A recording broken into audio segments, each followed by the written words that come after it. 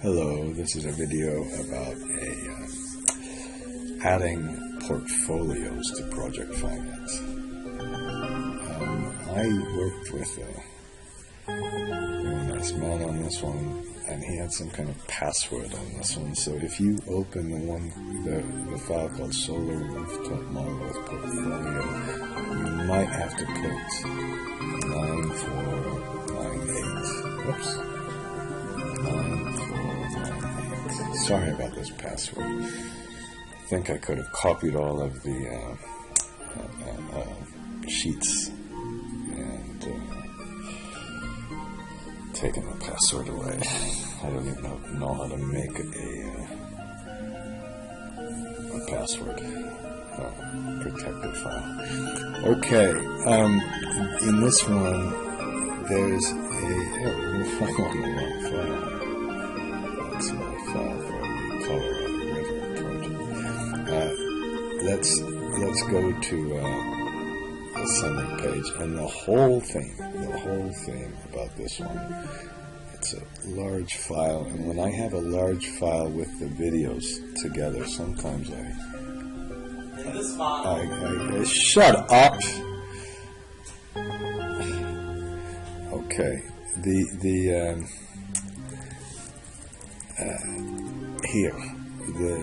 key thing here is what we want to do is build a portfolio. Now, if you build a portfolio, you're going to have to finance it differently.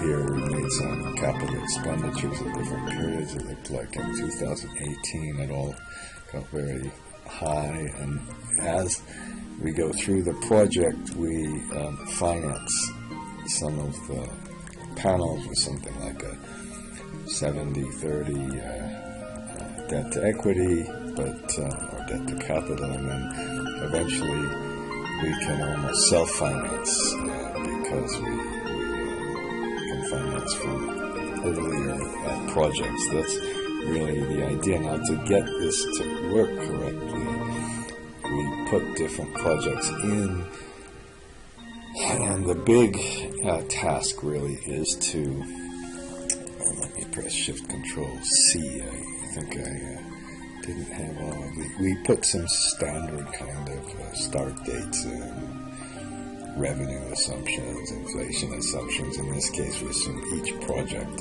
had the same pattern of sunlight over the course of the different months. We have different potential capital expenditures for different types of projects. They could be different, I suppose, different types of panels and different types of rooftops. So you could add as many really different types of projects as you want, and then you have just a little database of all the places, and for all the places you can put different degradation, different performance ratio, different inverter potential lifetimes, most importantly different construction dates and different operation dates and different retirement dates. That's the real key.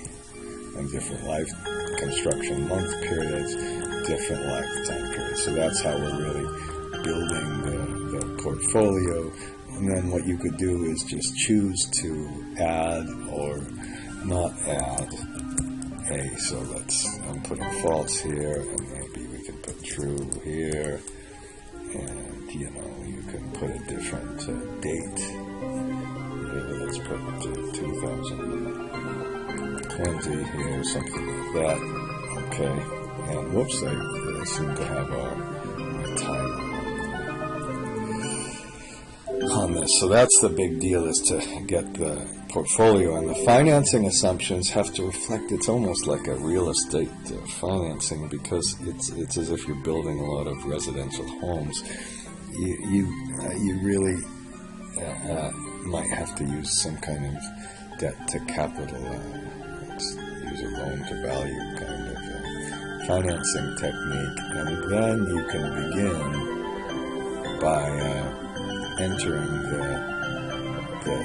you start with a common timeline. This is the big trick. You start with a common timeline, and then there's some standard assumptions according to that timeline, but the big assumptions really here are the start date and the end date by project. And this one, what I did is if you press the reset format button, I'm making a video, please don't. Okay, so here is the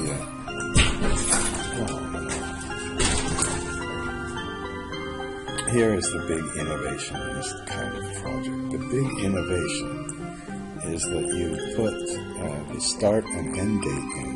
That comes from the project portfolio. I suppose it should have a color code, and you compare that with the start and end date up here. And if we go to our second project here, we're starting, we've got 70% in the first month, 30% in the last month. And we can put all of our projects and array all of our projects using this wonderful function called the percent of time function. If you set up your dates just like this, you can put fractions of periods, and you notice there are no true and false. I emphasize these true and false switches, but if you're going to create a portfolio, you really don't want to do that. And that's common in real estate. Now, once you have these percentages in, then it's a matter of kind of multiplying the cost by the size, by the percentages, and you can get how much you're spending by period, and then inflate the construction expenditures, and then you can do the same thing. This time, the start date is the end of the construction, perhaps, or the beginning of the operation, and the end date is the retirement date. So the same kind of thing. This was a simple one where we started at the beginning of the month, and then eventually, soon, I'm going to file off, and there, the project is retired, so on and so forth. So you can put these in most of the time. You're, of course, 100% operation, but the big trick, the big difficulty is to get the initial one in here.